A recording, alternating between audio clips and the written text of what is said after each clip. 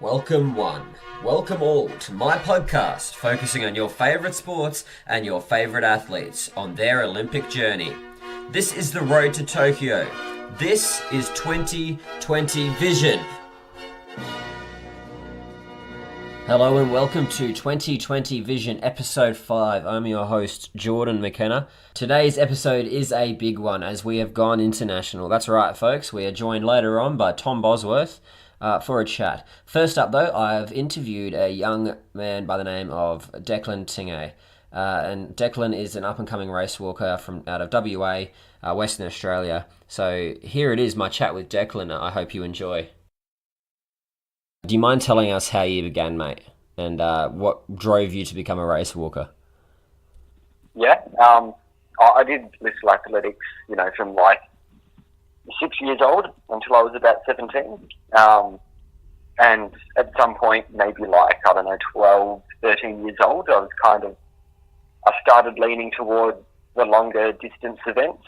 So if I was going to do anything, it would be like the 1500 walk or the 1500 run, maybe the 800. And I had a few mates who walked. My coach was a masters walker, and so they kind of helped sort of push me toward the event, and I just stuck with it.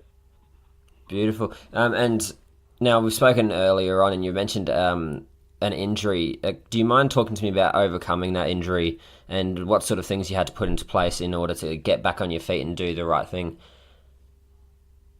Yeah. So I had a stress reaction in my femur, and we took a bit of time off, and as soon as we were feeling good, I went straight into a lot of swimming and a lot of cycling, and then slowly started to add some walking in. It was kind of just being patient and trying not to push it along too much. Beautiful. So where do you see yourself in the next couple of years in regards to the sport of race walking? Do you have anyone that you look up to that you aspire to be like? Yeah. Sort of always look up to the older guys that are going around at the moment. So Dane, still competing. Jared, even though he hasn't raced in a while, he's always there to look up to. And even some of our sort of younger guys coming up, they're good to sort of work with and bounce ideas off and chat to and stuff like that. But sort of over the next few years, Tokyo is a possibility. Not guaranteed, it's a bit of a stretch to get there. But 2020 World Race Walking Cup or 2021 World Champs, and some of the smaller or the more circuit style races going around, they're definitely goals. Yeah, there's plenty of opportunities out there for you. Do you have a favourite race that you've done so far in your career? It'd either be the last year's World Junior Champs in Finland or the 4-day stage race in Lake Taihu in China that happens each year, which is kind of like, it's a bit of a less official event, but it's way more fun. And that's the exciting thing about being involved in this, the travel that you get to do. Do you have a must-go destination for yourself, or you just you'll go wherever the competitions are? Yeah, no, I'm happy to go wherever. To be honest, there's nowhere. It's not like any country's better than another. It's always fun. You get to go and hang out with your mates, and you get to race, which is awesome. And then you get to enjoy yourself afterwards. And you can do that anywhere. So, what do you do in your downtime when you're not training? I study sports science at uni. Do a bit of part-time work here and there, but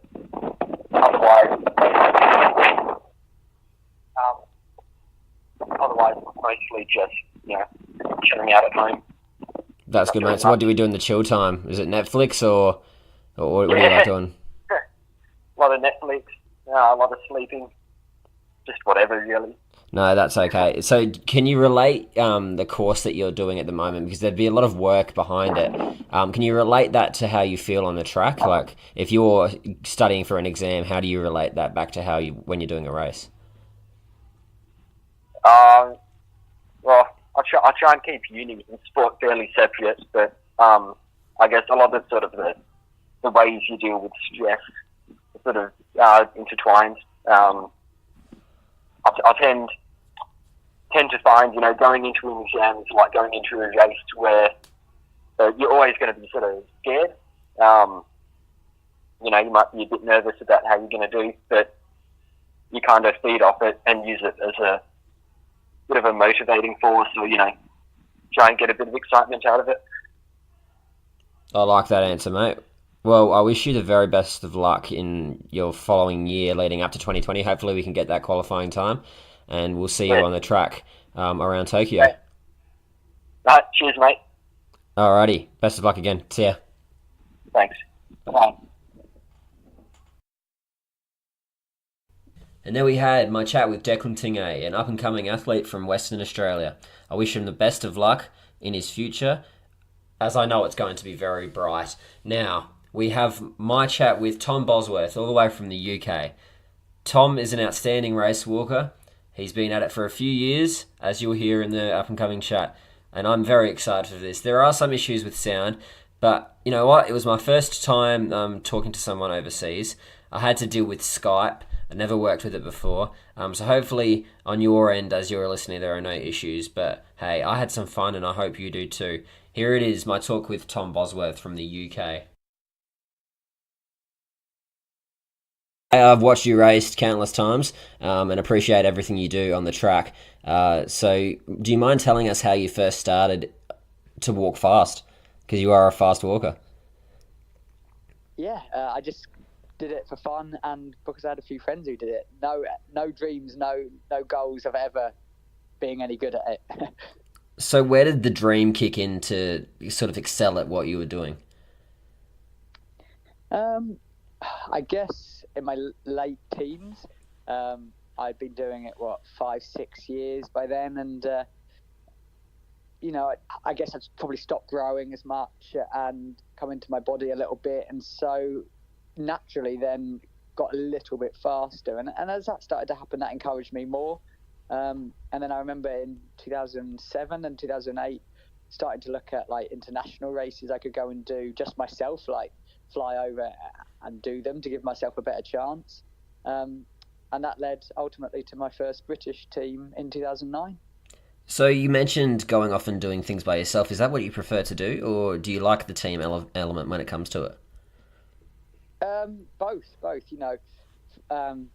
Pretty much since 2014, I've been to every major championships going, and from 2014 to 2017, except the Rio Olympics, I did them all by myself. And then suddenly at the London Worlds, there was 5 of us, and so that was awesome for walking. But I enjoyed being kind of the flag bearer for race walking for a few years.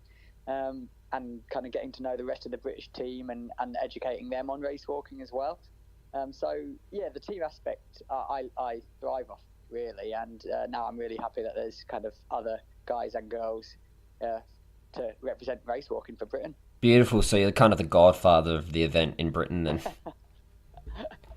That makes me sound old, and I'm starting to feel old with the others.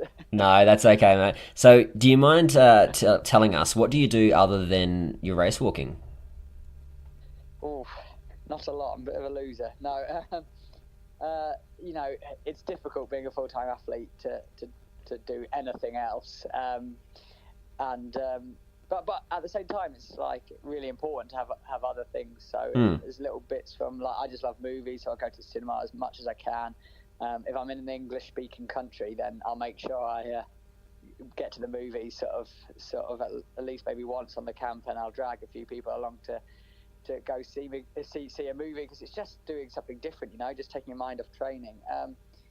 I really enjoy football, and again, I don't get to see my team Charlton Athletic play very often. That's an interesting one. I like that. I'm a Chelsea fan, so hopefully you don't hold that against me. No, you're all right. Charlton are a bit bit. Actually, we just got promoted yesterday to the championship. So Oh, you did. I saw that. That was good.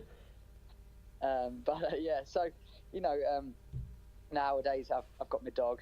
Jess is my kind of pride and joy. She's a year old now, and she takes up my time in between training and when I'm home, and yeah, I'm getting old doing house stuff, doing gardening.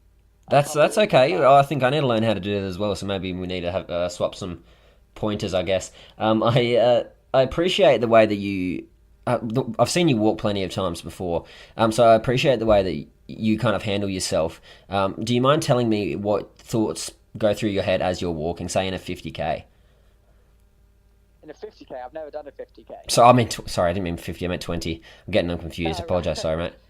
In a 20, yeah, I kind of if I've prepared well, then I try and kind of believe that I am unbeatable, because I think you really have to have that self-belief. You know, if you've done the work, then you can be confident that you are at the best of your ability. And so, you know, just at the recent European Cup, I knew I was in absolutely great shape, and so I didn't do anything stupid time-wise. I didn't fly off the front or anything, but it just happened that I kind of led the race, and you know, I felt unstoppable, and I was gutted to finish fourth. However, the lap they caught me, I think it was kilometre 16, the guys in second and third at the time, that was also my fastest lap of the race. So it's like I knew by the end of the race I'd given my all and was bettered by 3 better athletes that day. So yeah, what goes through my head is you can win this race. You know, you keep yourself ticking over, keep to your own plan. Don't get distracted by anybody else. And you know, many people will say, "Oh, if you just sat in the group and waited and that sort of thing, you're clearly in good shape." And yeah, maybe it might have been right. Maybe I would have won a medal, but I don't believe I'd have had the fight in me or the adrenaline in me that I would have had when I kind of stick to my plan, and that gives me confidence and gets me through the race rather than trying to stick to somebody else's idea of how I should race. It's very resilient of you then to kind of bounce back, not having come out of it with a medal. Is that so? Obviously, being an athlete, that's what it's all about, having that sort of bounce back attitude. Would you offer any advice to young athletes going into the sport? Oh, my advice would be, you know, those days where you do get medals or you do PB or succeed are so few. You know, there's going to be plenty of races where you didn't do what you wanted, or you were well off your kind of pace, and it's just realizing that these races, there's going to be far more of those races than there are the big ones. But then that's kind of why you do it, because you do it for those big breakthrough days. I could pick probably 3 or 4 races over the last 8 years that I feel like went almost perfectly, and again, they were almost perfectly ones. So you have to appreciate, you know, I crossed that line, and within an hour after the race on last weekend, I realised, you know, I'd got that automatic Olympic qualifying time, and you know, I'd matched my 4th place from 2 years ago, which is still the highest place by any Brit ever. It also led us to a team silver medal, and so you have to go and realise sort of there were huge positives for that day, even though I didn't get that individual medal. That's extremely admirable of you, mate. And I wish you the best of luck when it comes to 2020. Let's hope Tom does walk fast, because that is your hashtag. That's your hashtag, isn't it? Tom walks fast. Yeah, that's it. Yeah. So who come up? Did you just come up with that one day and thought it would catch on? Yeah, totally. And I never realised it would work so well. And no, it's been fantastic. And you know, when I've even turned up to races and stuff now with people written on it on signs and stuff, and I'm like, this is so cool. So yeah, it kind of was a bit of a sort of just something for social media that kind of has grown beyond that now, which is cool. That's awesome, mate. Well, thank you very much for joining me. We are 8.5 hours apart. I'm about to go to sleep, so you continue on with the rest of your day, and best of luck for 2020. Thank you. Thanks. There we have it. Tom Bosworth, all the way from the UK. I enjoyed that chat immensely. I loved speaking to the man, who I pretty much idolise. I've loved watching him walk and doing his thing on social media, as well as on the track. So let's see who we're going to have next week. We don't know. Thank you very much for joining me on the 2020 Vision podcast. Join me next week for episode 6. It's going to be a good one, as everyone is. I hope you have a good week, and thank you very much for listening. Thank you for listening to another episode of 2020 Vision. If you want to find us elsewhere, go to Podbean, YouTube, or Spotify and type in 2020 Vision. You can also find us on Facebook. Thank you very much for joining us, and we'll see you again next week.